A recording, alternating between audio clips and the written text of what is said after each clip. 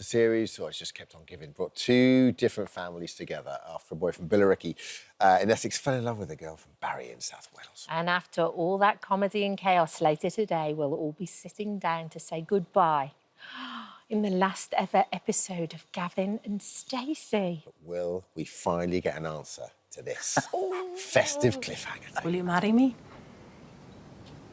What? Marry me. So what did Smithy say to Nessa's proposal? One man who could tell us... And I'm sure he will. Spill all the beans. Uncle Bryn himself, Gavin and Stacey star Rob Brydon. I could. You could? I could tell you. Do I need the thumb squeeze? Well, I always like it when you bring them. Rob, just for Christmas. you don't have a drink. No. I'm terrible about that. Yes. No. Joyce, please, if you would. Well, look at that. She's our festive fairy. I mean, the budgets on Doctor Who have gone down, haven't they? It's a bit Dalek-like. What would you like, Rob? There you go. Hello, Josie. I got Bucks Fizz, I got champagne. I'll just have some champagne, but thank you. It's lovely to see you. And you. And Yes. Prosecco, actually. We couldn't push the boat out. That would be a lot of money. Sorry, you're here now, though. We don't treat you. Thank you, Joyce. All right, bye, guys. Rob. See you later. Off you go. Oh, Careful, she's taking the rug. Hey, easy. She's taking the rug. See you later. So, can you... Merry Christmas. It's going to take a Can while. you tell us anything at all? No, not really. This is one of the most secret... Being involved in Gavin and Stacey is one of the most secretive things. Nobody is more secretive than Ruth Jones. I always say, if she turns out to have been working for Russia these last 20 years, I go, yeah, Right. I can accept that. Yeah. But you've read the script. Do you remember the first time that you read the script? Did you read it to your wife, and did it cause Yeah, tears? we were away, I think, and I was in the back of the car, and I was reading it out, doing all the voices, you know, and there were parts in it that got me genuinely emotional just from reading it. And then when we shot it, because we all knew it was the last time we would be together, because you see a lot of the cast at bits and bobs, you know, round and about. Yeah. This would be the last time we'd be all together. It was surprisingly emotional. Not just the end. I knew the end would be emotional, which indeed it was. I mean, everybody was in tears. But all the way through it, you just have little moments where you'd look across at someone you'd known for so long. Because I went to school with Ruth, so I've known her since I was 14. Yeah. And, it was... I mean, you were saying, well, that VT was playing, what a lovely thing to be part of. And that's how I feel about it. An absolute treat of a part for me and a great thing to be part of. You so rarely get a chance to have those moments in broadcasting, television, whether you're acting or whether you're hosting, doesn't matter. Because shows end, you don't know they're going to end, right? Right, Absolutely, yeah. right? So this was one where, and what was lovely was the creators made all the decisions. The creators, Ruth and James, decided this is when it's ending on their terms, and they've made, I think, a very special show. But also to do something that you're so proud of as well, but for it to be so popular. Yeah, I know. It blew everything else out of the water. What was it, 11.6 million? Well, and then that and went, then that on went top up of to that, where... after that. Well, when we went Christmas shopping about a week or something before Christmas, and we were in Selfridges, and my God, the number of people that came up, and they were excited, and they were saying, we can't wait till Christmas Day, we've got to know what happens, we can't wait. And you see in their faces, you know, just how thrilled they were. Give us just something, anything, just the little... A morsel. A soupçon. What about your character? Uncle Bryn wears beige clothes again. How about that? How about Shocker. that? Mail online. I don't want to give anything away, because I think that the stuff they've provided in the show will be a very satisfying view. Yeah. And also, I don't want to be the chump who let something out of the bag. Sure. Oh, that was great. If only Rob Brydon hadn't gone on this morning on Christmas Day and said...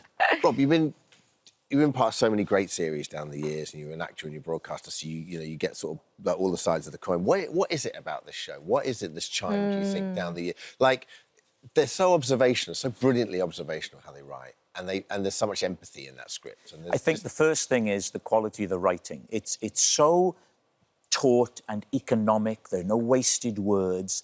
They also have the gift between them of writing beautifully rounded characters, and at the same time, they've got a soap opera writer's sensibility of moving the story on with pace. So, and then the cast, you've got Alison Steadman is in it, you know. It's a very talented cast, beautifully cast. It just ticks all the boxes, and I'm so glad She's to so be good, here. Alison. Yeah. Like, we had her on the sofa recently, and you end up doing a deep dive on research. Yeah. You just realise what a career she's had. Have you seen her in the Robbie Williams film? No, not yet. She's great in that. She plays his nan, and she's wonderful in that as well. What about Uncle Bryn? Because Ruth wrote that essentially for you.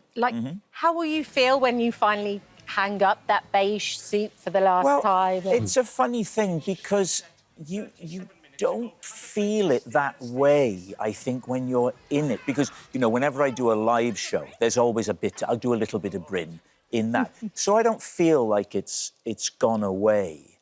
The feeling when we shot the last scene, which is the last scene in the show, and that's not always the case, you know, you shoot stuff out of sync, but they saved the last one till last.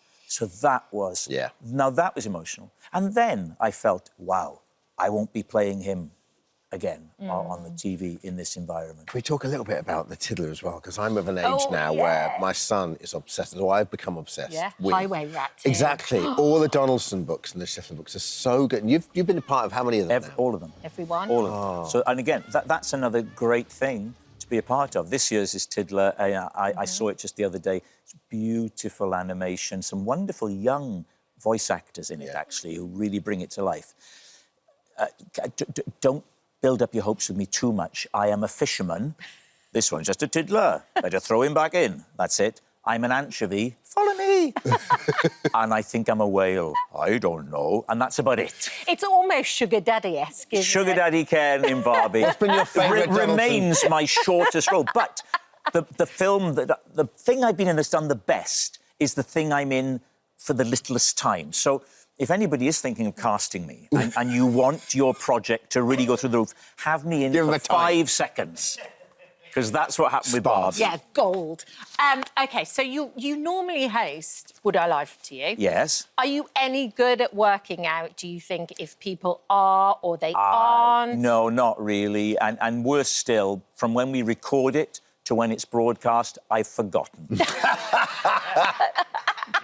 OK, well, we're going to put you to the test. OK. Even though you just told us you're rubbish at this. Yeah. We're going to see I am rubbish at it. Your favourite show, Benny, isn't it? I love it. Love it, love it, love it. So both Ben and Alison are going to tell you either a truth or a lie. One of my favourites was when Josie was on and she had to try and explain to Shirley Ballas what an areola was. Do you remember that? Is this the true story? That's a true... That was from Rob's show. That was from Rob. Yeah. She didn't know. Didn't have She a clue, didn't did she, know. Rob? Not West Ham's a clue. goalkeeper, French goalkeeper. That's Go on, true Benny, as you go well. first. OK, so we've got a lie and a truth. Yeah. Between us, Rob. You've got to try and work I've out worked which this is out. which. OK. Go on, So I once played tennis at Cliff Richard's house, but after having a shower in his bathroom, I noticed there was no towel. However, I was too polite to ask for one, so I had to drip dry. Yeah, that could be true. Yeah. Alison?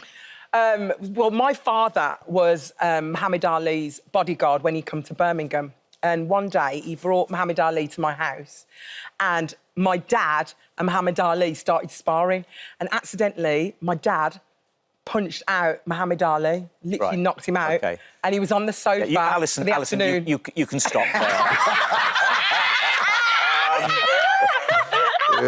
It was great until my dad knocked out Muhammad Ali. Yeah. I say Ben Shepherd is telling the truth. I am telling the truth. Yeah. You're obviously better than you thought. Alison, if you'd stopped at I know. my dad in Birmingham, I thought that, oh my God, Yeah, that's that bit is true. true. It's true. That bit is actually true, but Well, you went too far. I'm sorry. But Ben drip drying in Cliff's bathroom. In Cliff's bathroom. There's That we can believe. That's There's chillingly it. plausible. In Portugal. And then we went and had lunch in his kitchen and we had some of his beautiful wine because he had a Portuguese vineyard.